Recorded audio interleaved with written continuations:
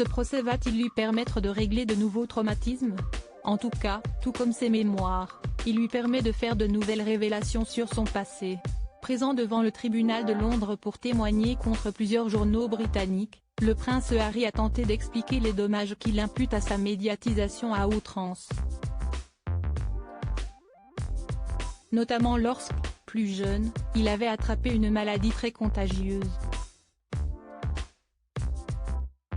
Depuis plusieurs années, il ne cesse de le répéter, ce qu'il veut fuir à tout prix, est-il les paparazzi.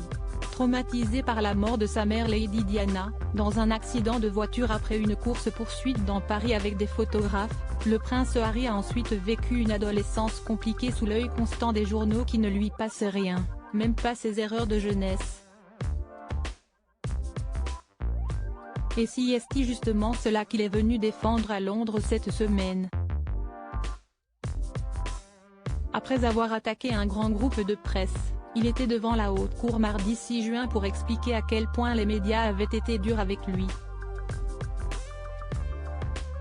Si l'avocat de la défense a été très persuasif sur le fait qu'il n'y a aucune preuve que les patrons de l'époque aient piraté ses messages téléphoniques comme il le prétend, il a toutefois pu parler de cette maladie grave qui avait été révélée dans les médias et l'avait couvert de honte.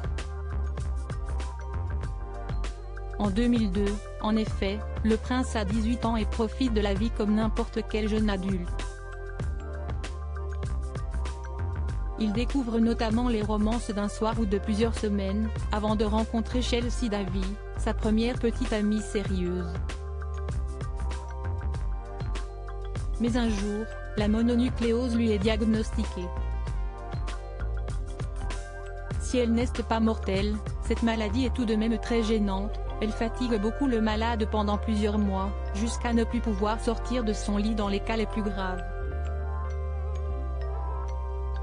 Et peut s'attraper lors d'un baiser, ce que les journaux de l'époque n'avaient pas manqué en publiant en une qu'Harry avait attrapé la maladie du bisou. Un terme difficile pour lui, surtout que tout son lycée avait été mis au courant en quelques minutes. L'école tout entière semblait savoir, plus personne ne voulait m'approcher et j'étais devenu l'objet de moqueries.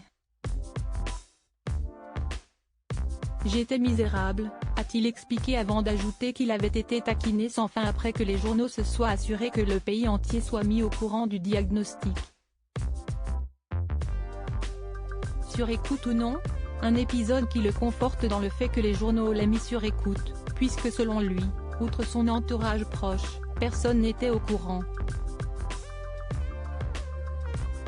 Les tabloïds publiaient quotidiennement des articles sur moi qui étaient souvent faux mais saupoudrés de détails véritables, et je pense désormais qu'ils les ont glanés de messages interceptés, a-t-il ajouté.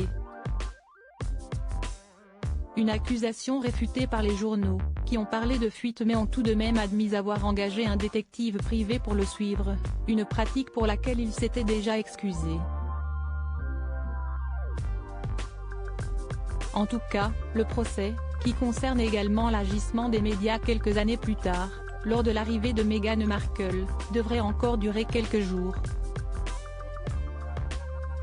Pendant ce temps, le prince profite sans doute de la capitale qu'il a quittée brutalement en 2020, de ses amis, mais pas vraiment de son père Charles III et de son frère William, avec qui les relations sont toujours tendues.